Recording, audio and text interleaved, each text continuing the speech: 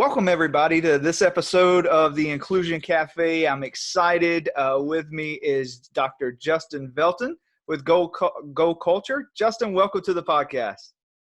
Joe, thanks so much for having me. It's an honor to be with you, and I look forward to talking with you and learning what you're doing and sharing some of the things that we're involved in right now. Yeah, absolutely. Absolutely. And it's exciting to have you on. If you could just take a few moments and talk a little bit about yourself, about kind of what you do, why you do it, and give us a little overview of Go Culture.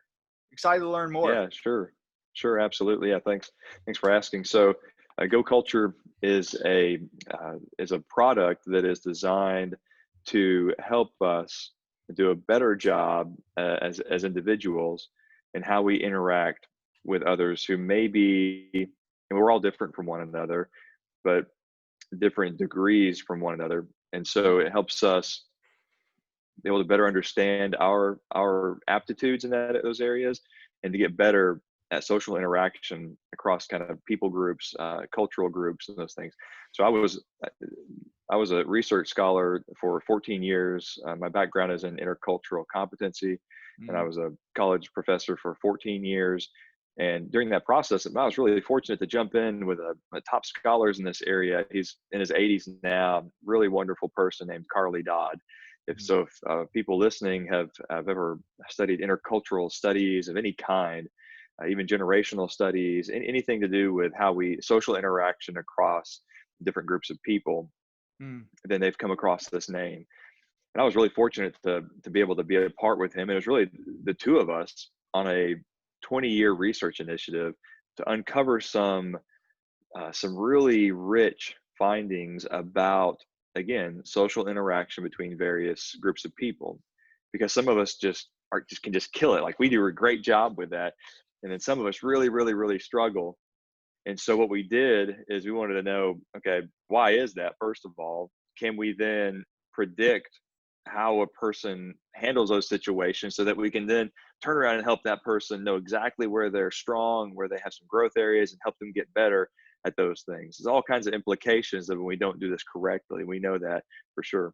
Right. And so we worked with thousands of people representing work in over 40 different countries, Joe, and it was just this fun, rich experience. It wasn't a business, it wasn't a product. It was this study that we were doing, and we continually developing and reimagining and rebuilding and breaking apart and rebuilding this evaluation tool and the training.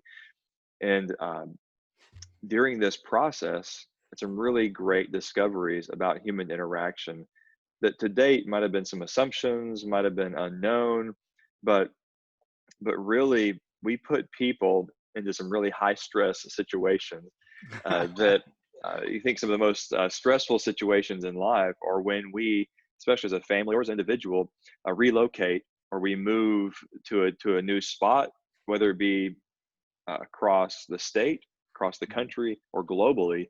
Those tend to be some of the most high stress, difficult situations we can find ourselves in. And we're having to interact with people in the midst of that who it's a new context, new people, it's different from us. And so we put people in those situations over and over and over again and stand back and watch and evaluate. And so, we were able to develop this program that about 6 or 7 years ago, we saw really helping people understand themselves and do self-improvement. And we decided, hey, this could really help more people if we could find a way to do this on a broader scale. Again, still not a company, still not that idea of a business or anything. And we thought, well, we could put a program like this online, and that would really mean that more people would have access to it.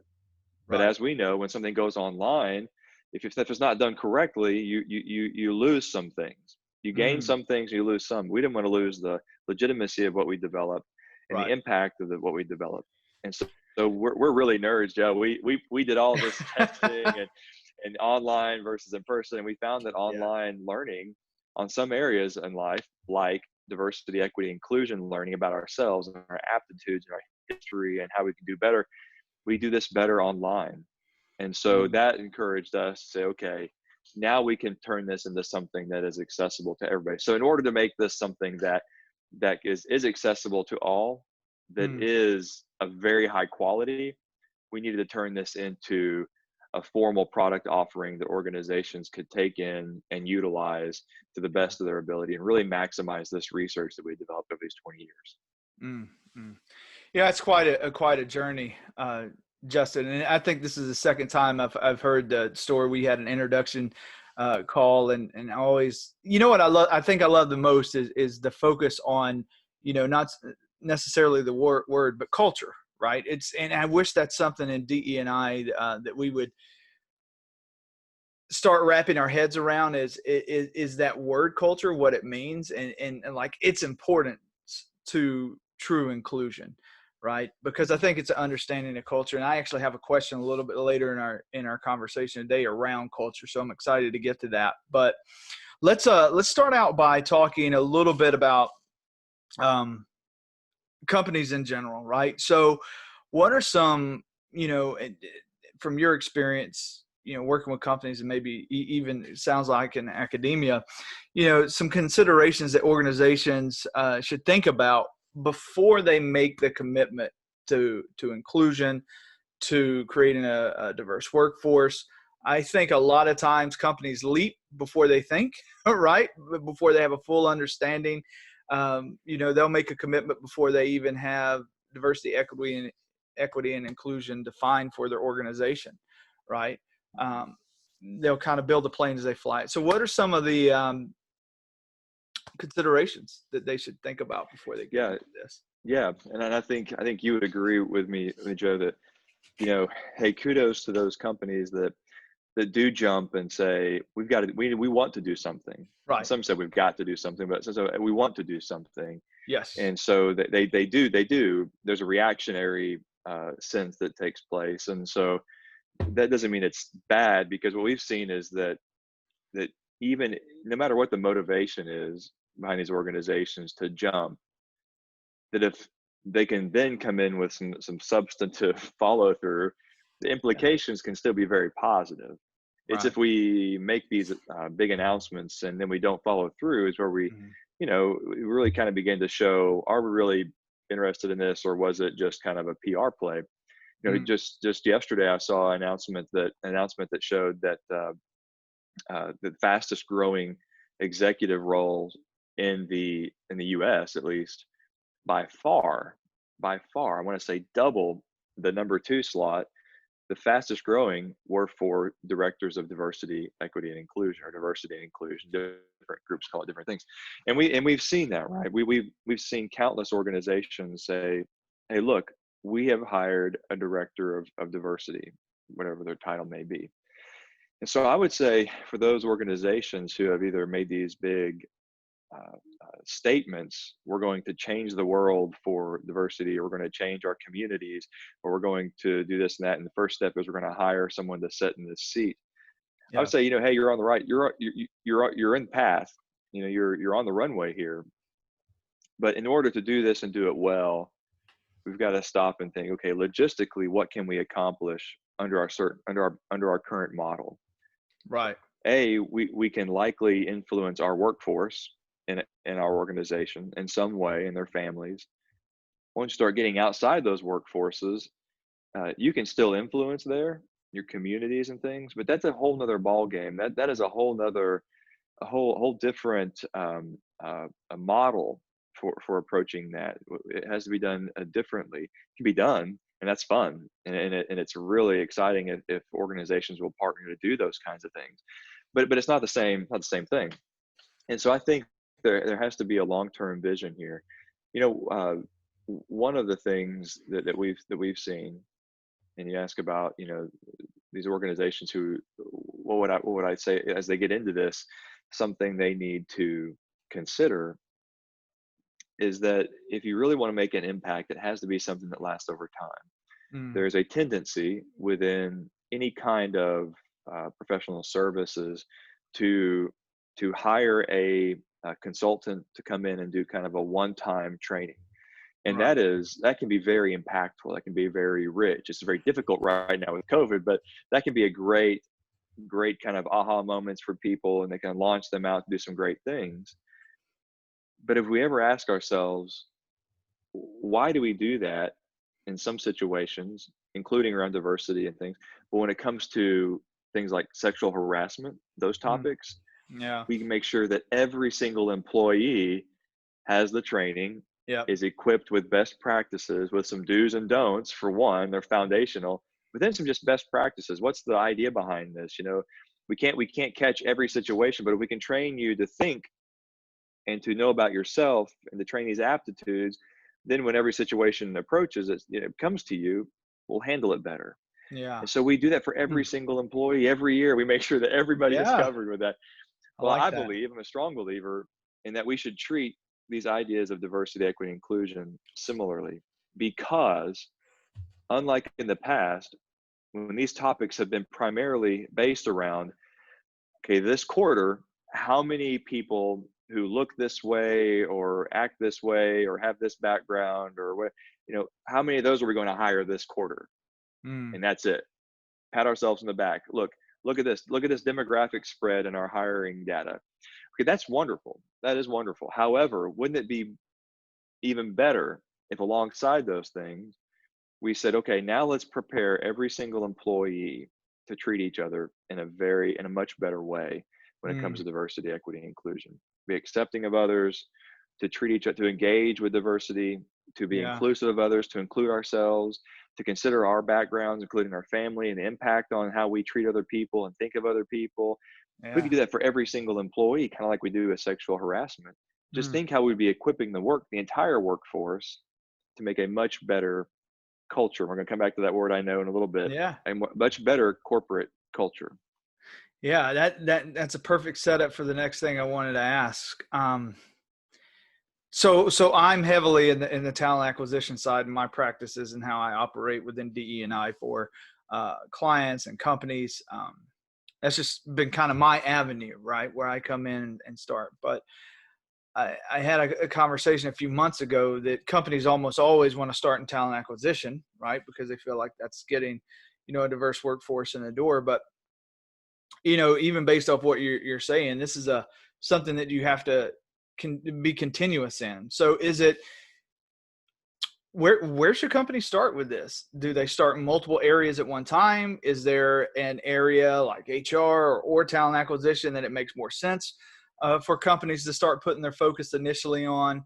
Is it in talent development? I don't know, right? Because every company starts in a different area. But if you had to say what would be some good starting points for companies and leaders listening that want to kick off these types of initiatives? Hmm. So bringing in a diversified, because we're all diverse, right? A Mm-hmm. diversified workforce Mm-hmm. is really really important. And Mm, so, yeah. kind of going back to that, like in the work you're doing, Joe, and things, those are important things. I think what we have to keep in mind though is how what are we putting these individuals into? Are we setting them up for success? So, for example, if you have 10,000 employees and say, okay, over the next year, we're likely to hire 1,500 new employees. Okay. And if you were to sit down and just logistically say, I want to fill certain roles with certain people and things, okay. When you get those individuals and we put them into their places in this corporate mix, this whole entire organization, are we throwing them to the wolves, or are Mm, we putting them into a more healthy situation? And I think right. that's where that idea of the corporate culture becomes so important.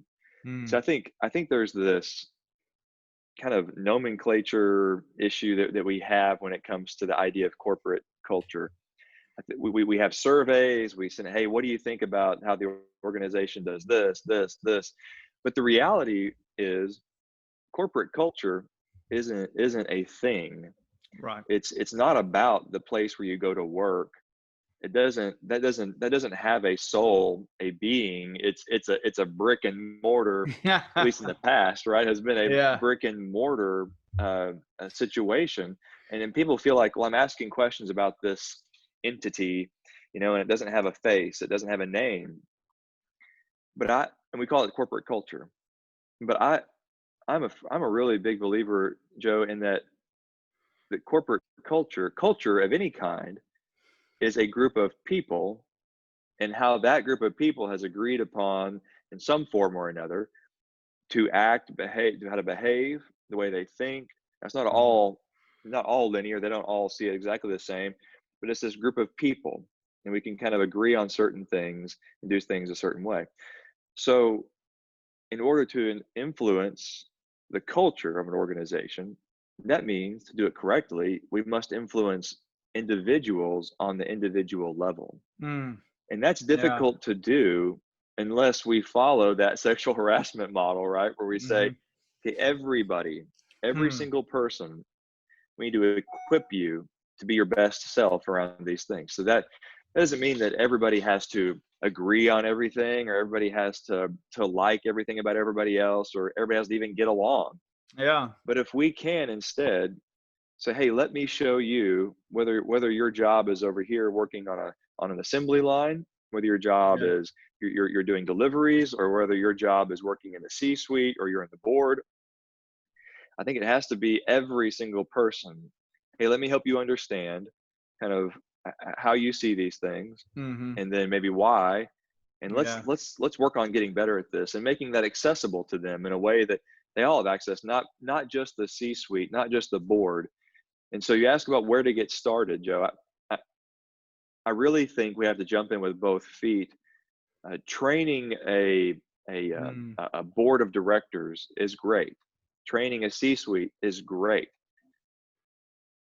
but we don't just train the C-suite and the board on sexual harassment and hope that those best practices trickle down. Yeah. No, that doesn't make, for some reason, That's a that's not great point. logical. But the Yeah. same is true when it comes to how we treat people around diversity, equity, inclusion. Mhm. Everybody needs to be equipped so that as we do what you do, Joe, which is make sure we place a diversified workforce together, Mhm. that those people are being placed into a very robust, healthy, welcoming, inclusive workforce. Yeah. I I love the example you're giving here with the sexual harassment training, and I thought you made a phenomenal point. And yeah, that doesn't just trickle down, right? If you just train 4 or 5 people on the dangers of sexual harassment to your business, then you're in trouble. You're going to Yeah. end the year owing a lot of money. Um, Yeah. and I think I think companies have been exposed to this thought without even realizing. I mean, if you think about government contractors, your big defense contractors, right? There's compliance training that they have to have around individuals with disabilities or military veterans, right? But it kind of stops there. And then if I'm hearing you correctly, that's usually given just to leaders, HR people, right? It's not given to a whole company, right? There's not a technology based training in their learning management system centered around diversity where you get a link every 6 months or a year um, to hey, take this training, go in and take that. If you don't get the certificate, you're on the Excel naughty list, and we're going to be following up. That doesn't exist anywhere that I know of. Now, I think something like that would be phenomenal. It'd be phenomenal for the work I do because the biggest disconnect any of my talent acquisition partners will share with you is that when we go and talk to hiring managers or our hiring partners, and we talk about all these things we're doing from a recruiting standpoint to attract, engage, and hire diverse talent or diverse slates, or we start talking to them about veterans at first, we're the first exposure to anything diversity and inclusion. That's where the conversation is starting, is at a recruiter's desk. Right. And the leaders have made a commitment. There's some things on a website, but I mean, I've worked for several companies since leaving the military, and I don't spend a ton of time on their websites every day. I don't like, that's not part of my to-do list. Go to website and read this section. Um, so it's very siloed, and it's not having that trickle down effect. So I think that's a phenomenal point you made, and I hope companies listen to that. Um, that's absolutely something. That's a thought process that even moving forward I could champion. I really like that, Justin. Thank you for sharing. Um, Well, we're in a climate right now. Mm, and a lot of your listeners, probably all of your listeners, Joe, know that this subject area has been important, mm, has always been important. I was going to say for a long time, but it's just always been important. mm. But for whatever reason, call it the media news cycle or whatever it is, it has become top of mind. Yeah. And again, we see the fastest growing C-suite role in diversity. We see organizations parking large sums of money. They don't know what to do with it at times, but they're parking money to do something about this. And Right. so, you know, we're really proud to be a part of this movement in this time. You know, what we've been researching for the past 20 years and kind of moving this direction and creating an online platform to deliver programming like this and certification and Mm, for the organization and for all these individuals within organizations and DEI. You know, we've been doing this, so all of a sudden, you know, world history is kind of going here, and there's mm, this collision taking place where there's an awakening that these things are important. You know, mm. again, we're we're excited about how it doesn't matter.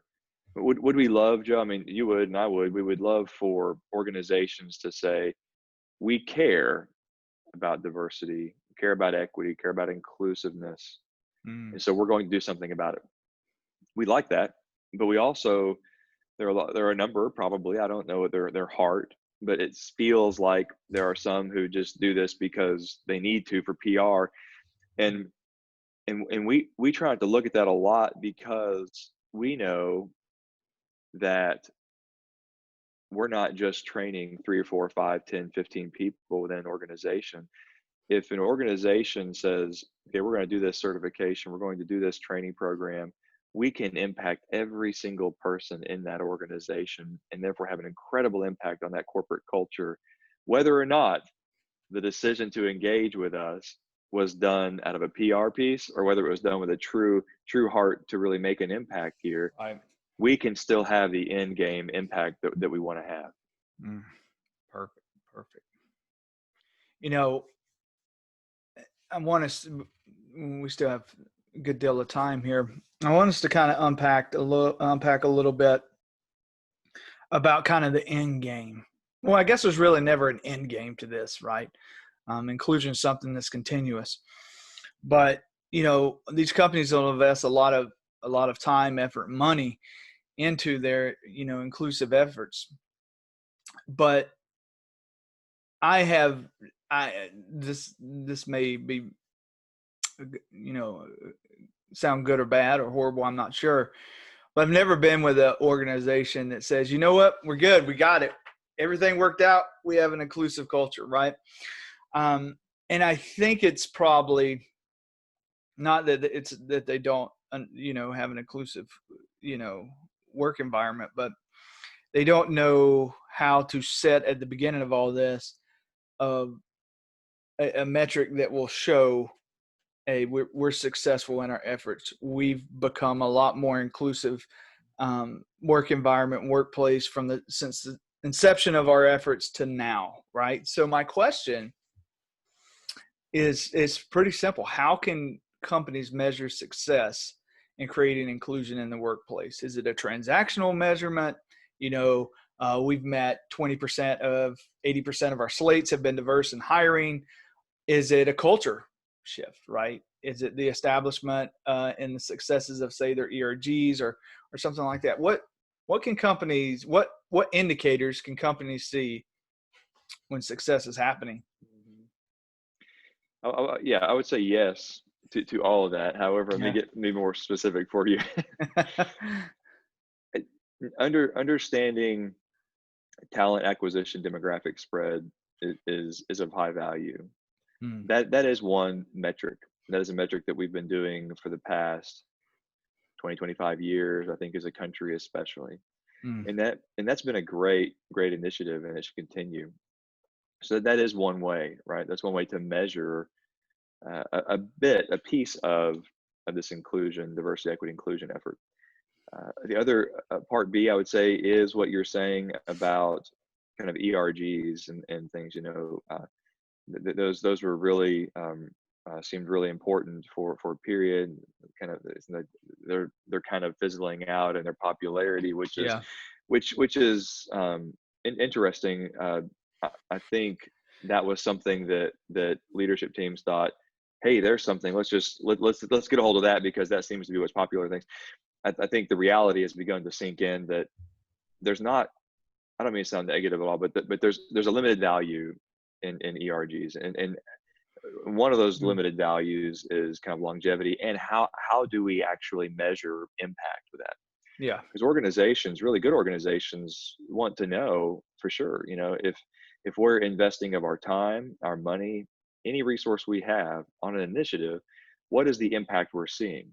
Whether it is hiring a new executive for diversity, or whether it is a program, an ERG we spend a lot of money on, whatever. How are we knowing, Right. just from a fiscal standpoint, that there's impact here that's worth those dollars? Mm. And so measurability is very important, and it's difficult to get with an ERG. The reality is and what we've seen with ERGs is that if the only way to really measure um, anything with ERGs is how many employees are engaged in on that platform. Mm. So Yeah. employee resource groups, for those who don't know the acronym, ERGs are, kind of a catch-all info dump Yeah. slash place to um, can have conversations, right? And we kind of subcategorize these groups, saying, hey, this group, we're going to call it this, and if you identify with this group, hey, go in there and talk about how you feel that you're being treated at your organization, as a member of this group. And what we've found is that, sadly, I mean, I think there are great resources there, but participation in those groups is incredibly low. Yeah. And so, especially long term, I mean, it may be hot for a week or so, and then it kind of dies out. So if you're judging based on any data from that, you're looking, well, I've got 100,000 employees and 16 people used it over the course of the year. It doesn't. Yeah. It's difficult to gauge a metric. Now, we don't know.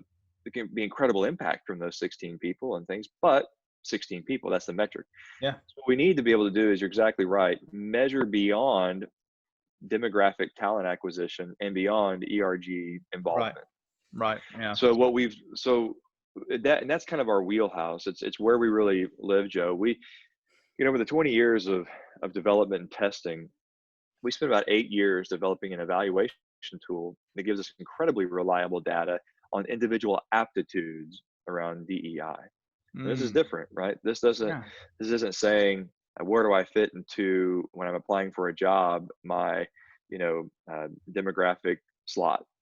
Where it's not the box I check. It's more about, what are my aptitudes as a human, and Mm. my abilities to do really well in this thing called DEI. Right. And so if we can measure that, that tells us a lot about the person and all these thousands of persons who work for an organization or at an organization. And so if we can know going in January 2021, we have 100,000 employees, and over those 100,000 employees, our overall DEI score, like our aptitudes and behaviors around this, are at a 70% out of a 100-point scale. Well, then we've got some work to do. Right. And so, but instead of thinking, well, what does that mean? What we discovered is that there are these 15 key competencies that really have a high correlation to individual aptitudes. And so, if we can look at an individual across these 15 indicators and give them scores on each of those 15 indicators, then we don't just have a score. We know exactly where they're doing Mm. really well, they have strong aptitudes, and where they're going to maybe struggle, or where they do struggle in their diversity, equity, and inclusion practices, their attitudes and behaviors around these things. So how Mm. can we train them? So it's all done, through an app, right? That it's just done, their training and all this kind of stuff is done in a very streamlined way. Every single employee across the entire organization. And so we're able to map this over time, right? We talked earlier about making a long-term commitment. We're able Right. to map year after year, kind of like you look at your gross earnings year over year. We can look at our DEI aptitude scores year over year. We compare that. I'm sorry, not compare. We can pair that with that talent acquisition data, right? Yeah. We can look at groups and say, okay, this whole engineering arm is 100 employees. How many women are in this group? You know, how does that influence, how do these aptitudes for this group influence how many women are, like what their annual reviews are like, or how Mm. many times, what's their likelihood to be promoted, and those types of things, right? These are things we can start looking at. If we understand every single individual and where they are, we map out their aptitudes in these things, and then we can begin to measure that year after year, and we can know, is our investment, are we Yeah. seeing an impact? Or at the end of the day, can we step back and say, well, I mean, people like working here more now. Well, Yeah. how do you know that? Like, how do you, just to feel good? Like I did some, no, we've got to Yeah. be able to measure. You're exactly right. Serious companies measure things, Yeah. right? And they want to know, are we seeing a difference? And the companies who really care about this will want to know, if we're not seeing a difference, what do we need to do now? Like, is there a better way, or is there more to do to help get us to a better spot in these areas? So you're exactly right. Measurement, I would say, is key in this process. Even though it is something that in the past we have felt is not measurable, Yeah. it turns out it is measurable. You know, I don't think companies are even close to understanding that method of tracking, right? From the employee and the workforce aptitude around diversity and inclusion. I think it's an absolutely brilliant way to track it, because I've always thought, and even said a few times, that we're in the business of modifying behaviors and thought processes, right? And having that trickle down approach on the training and consistent education, that's what starts changing the aptitudes, the understanding, the reasoning why we do things. And I think all of that together, kind of the way you've packaged it there, at Go Culture, I think that's a brilliant approach to it. I think that's I just don't think a lot of companies get that, right? I mean, there's some companies that do, right? um, a lot Well, of people it's a lot of people go back to Google, right, as one of the most diverse, inclusive, workforces, best place to work, and things like that. And we don't know how they track that stuff. It may just organically happen, and that happens sometimes, right? A lot of things go into the organic inclusion scene, location, just the overall kind of founding of the organization. I don't have to do a lot of growing. It's just an organic thing. Um, Mhm. but I hope that companies start to look at it from that kind of training and aptitude. Like, that's how you get it. That's how you do this. Mhm. Because I think it would work. Yeah. Yeah, we've been really fortunate, when you're doing something like this in a, um, I hate to say it this way, but in a legitimate way like this, right? You're Yeah. actually um, building a program that you test and you test and you test. It's so different than what we see sadly happening right now in this space. I talk to so many different consultants and individuals in this diversity space, and wonderful people doing wonderful things, or really want to make a difference, and that's great. But what's interesting is I find that so many of them, or a number of them, they'll say, "Hey, I came up with this assessment, and we're gonna do this assessment, do this training," and I try to be very affirming to them. Hey, that's great and things, but in the back of my mind, I'm thinking, I mean, you're really doing a disservice to any of your clients, because that is like, anybody can come up with an assessment on SurveyMonkey on a Yep. Monday night, right? When you're Yep. bored, and saying, these are some feel good questions, or this is Yeah. what. But unless you have done this legitimately, ethically, appropriately, you're just shooting in the dark. You really are. Mm. Because no matter how those questions make you feel, and you think you're doing a good job, if it's not tested with thousands of people, if it's not tested in some controlled situations where you can really evaluate and legitimately look at the results, and do quantitative and qualitative data analysis, and do this over years, and bring down the best questions and get rid of bad ones, and put some together, and it's a process. And then Mm. to test this, we spent 8 years just developing an assessment tool. And Yeah. then we saw that, hey, this is really legit. We have really good data. This is rich. We're getting some accurate results here. And then Joe, we could have gone at that point, that'd have been about 2005, and said, hey, everybody, look, and Yeah. we're going to go make a product and sell something. But that our heart wasn't there. I mean, our heart was we're saying, okay, we're on the right track. It's about how can we give people a better experience? How can we improve lives? How can we do this? And so what we did is we spent the next 13 years testing it. I mean, who Mm. does that kind of stuff, right? Yeah. In this kind of culture today, where it's, again, Survey Monkey Monday night, sell Yep. this thing on Tuesday, we're rolling. And so if you're Yeah. looking to get incredibly accurate data on your workforce to truly understand their attitudes or behaviors around diversity, equity, inclusion, you've got to look at those types of things. To kind of give you a nerdy example, or just of numbers here real quick, Joe, I don't want to get too nerdy. I'll get lightheaded.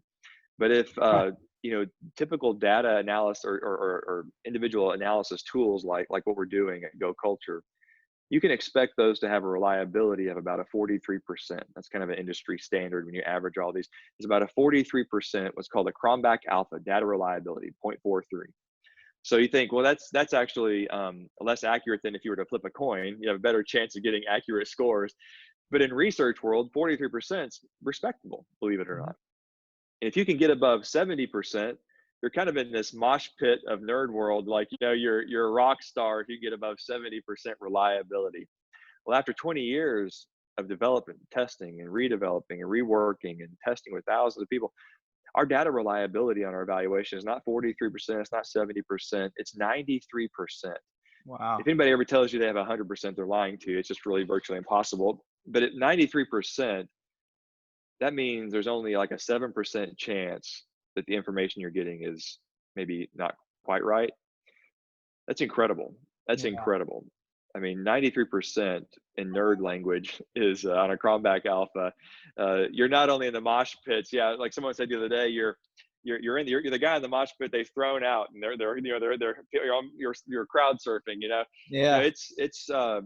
It's incredible to get that level of accuracy when you're looking at something that for decades, generations, we thought you could not quantify.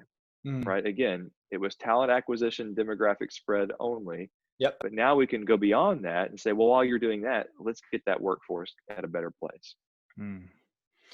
Yeah. That's it's almost a great place to to even end our conversation today. Uh, Justin, I think there's just so much into what you just said. But I'm going to be a little selfish here. You said something at the beginning of even in your intro that I wanted to come back to. Um, so if you don't mind spending a few more moments with me, Yeah. um, it's around organization. The questions around organizations who are global, right, and have all of these different locations across the globe and different countries and continents, and you know diversity and inclusion. It's so different in other places outside the U.S. What are some considerations? It kind of goes back to the first question. What are some considerations that companies who have a global footprint, a heavy global footprint, what are these considerations that they need to think about when it comes to creating inclusion in a global workforce? And thinking outside of the U.S., right? Thinking, Europe, Canada, APAC, all these other areas, right? What are some things they need to consider? I know it's a complete pivot from where we were just No, now, no, no, but that's okay. I did not want to get No, off the call yeah, without having this conversation with you. yeah. No, I appreciate you asking. That's an important question. We in the U.S. we have seen the significance of diversity, equity, inclusion matters kind of come and go. Mm. We have seen these ebb and flow. It's like a roller coaster. Sometimes it gets hot in media and then it kind of goes away. And I think what we're seeing this time, if I can call it that, is we're seeing the roller coaster here, and I don't think the roller coaster is going to come back down. And I think we're going to see is maybe there's going to be a leveling off, but I don't see it plunging back down again, at least not, like, it's unforeseeable. And so with that in mind, that during those ups and downs, I think the world stage has been less in pace with us during those roller coaster moments, Yeah. those ups and downs. However, this time is different. What we're seeing globally is that there is kind of an awakening about these subject matters as well. However, it looks different, and it sounds different, and uh, it's no longer so much isolated in the U.S. where we focus on certain categorical elements of DEI, whether it be sexual orientation, whether it be skin color, or whatever, the things that are kind of hot buttons in the US. In other countries, there are other hot buttons. For example, and these things, but for example, it can be a simple class difference, right?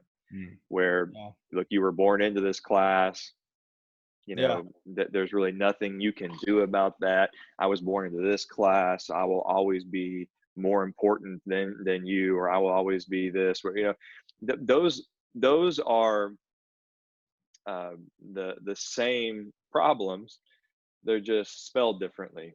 Mm. And so what we're seeing is that around the world, there is a higher level of engagement around these topics. And so to answer your question, though, organizations going into who have a global footprint and want to say, okay, we have a U.S. workforce, but we also have a global workforce. Is it relevant? I think we have to keep in mind that it's relevant everywhere, and I'll tell you why here in a moment. But it is going to be a bit different. And so what works in one context may need to be adapted. It depends on how it's communicated. Again, I think that's an important part of what we're doing at Go Culture. Is we're not saying, like, we're not just a racism training, right? It's about how do we as people think about the other person, Mm. and then why do we think that way, and then how do we kind of unravel that and think of it in a different way, so that can be applied, right? I mean, you can always make it very pointed toward a certain group, but it's very applicable in a more wider spread. And so, but I kind of ending that by saying, acknowledging what earlier last week I was fortunate to be on a podcast for a global beauty brand. With that, I was, had to send that notification out to all my friends, my college buddies, saying, hey, I'm going to be on a beauty podcast. It turns out it wasn't about anything about the way I look. It was Yeah, just about we're aging the well, diversity right? thing. Yeah, Aging yeah. well. So anyway, but we acknowledge, like I want to do with you here. I mean, and especially with you and I, we're two white American guys. Yep. Yep. And so some would look at you and I and think, what do they know? What do they, they're totally, Yep. and I can respect that way of thinking. I would ask people to really kind of step back and reevaluate that. But the reality is, every single one of us have a natural tendency, right or wrong, but bear with me here, just like we have natural tendencies to do all kinds of things Mm-hmm. that we may not agree with, we may not want to do, or in one moment we think, well, that's right or wrong, but nonetheless we do it. We have natural tendencies to gravitate to people who are similar to us in certain ways. Yeah. In the United States, for example, you look at Christian communities, there are like white churches have struggled and said, hey, we want more African American people to go to church with us, and we feel kind of like guilt by them not being here with us. But if Mm. you were to go to a predominantly African American church in the States, you're probably not going to find many, if at all, white individuals or families there. Does that mean that both groups hate each other and they don't want to be with each other? No, it's a natural tendency. And as I've told even ministers who've come to me and said, hey, can you help us with this? Like we Yeah. want to do it. And I'll say, hey, first of all, relax. Yeah. You know, your desire, your heart is to be commended. That's wonderful that you want to do that. But let's step back a minute and let's just think about reality. The reality is that people want to be with people with whom they're comfortable, and we're typically most comfortable with people who are similar to us. That we kind of let our guard down a little bit. Mm. That doesn't mean it's right. Doesn't mean it's wrong necessarily. It just means that that's a natural tendency. And so I would say that we all have this tendency. We Mm. all struggle with it at times. But I think that's where we have to kind of have the self-realization that, okay, it doesn't matter where I'm from, what I look like, my profession, anything, I am going to struggle with that. And how do I learn about myself in those struggles, why I struggle this way, and then how can I actually work to get better, to be more inclusive, to include myself in other social groups, to engage with diverse others, to treat others in the way that I'd want to be treated with equality and things. That's where the rubber really meets the road, Mm. to use a great Texas term here for you, Joe. Rubber meets the road here, and we all struggle with this, but how can I get better? Mm. Yeah. Yeah, actually, now I think that's a perfect way to end the conversation today, Justin. I want to thank you for your time, your insights, and if you don't mind, actually, if there are listeners who are interested in learning more about Go Culture, how can they engage? How can they connect? Mhm. Yeah, that would be great. We'd love to talk to anybody who's interested in this kind of work. You know, it's great to connect with all these folks. Our website is pretty simple. It's goculture.org. So goculture.org. And you can email us just info@goculture.org, and we'll make sure to get right back with you in a conversation with you to share, to connect you with people and things like that. So, yeah, and Joe, thank you so much for the opportunity to be with you. Great questions, and I hope that your audience is able to get some valuable information from this. And we're really excited, especially as we wrap up 2020 and move into 2021. I think everybody's happy to leave Yeah, 2020 I think we behind, but are. yeah, yeah, we're hopeful for a better 2021, but we're really excited about some things that we're working on, some initiatives for a kind of a K-12 program, for some Mm. major certification initiatives for corporations, and so it's going to be, I think, a great year for these initiatives, and we're excited to play a small part of that. Awesome, awesome. Well, thank you again, Dr. Velton. I appreciate your support, and yeah, looking forward to our next conversation. Yeah, likewise, Joe. Have a great holiday season. You as well.